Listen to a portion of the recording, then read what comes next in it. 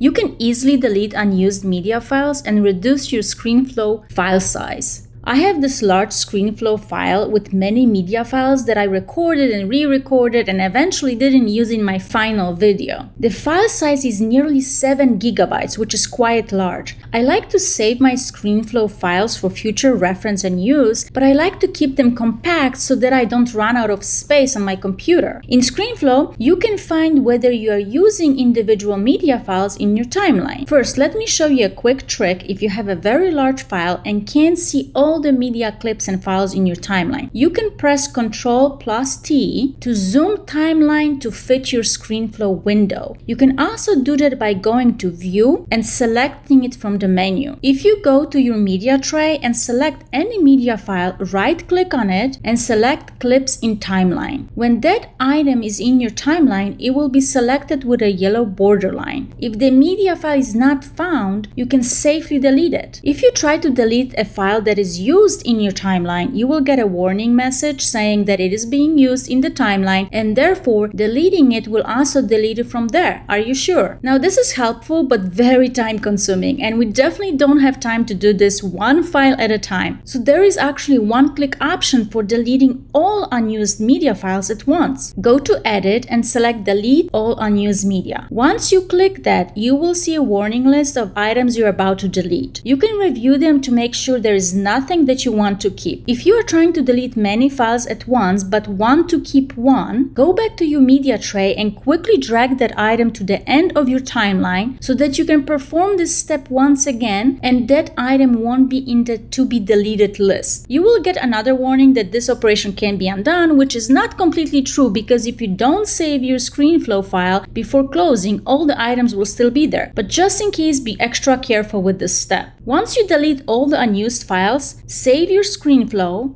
and now when you check the Screenflow file size, it should decrease in size. In my case, it was reduced to 1.04 gigabytes, which is 84% reduction. Thanks so much for watching.